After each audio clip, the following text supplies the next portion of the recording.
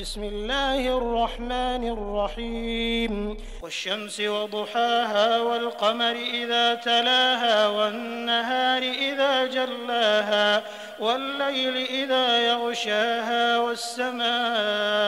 وما بناها والأرض وما طحاها ونفس وما سواها فألهمها فجورها وتقواها قد أفلح من زكاها وقد خاب من دساها كذبت ثمود بطغواها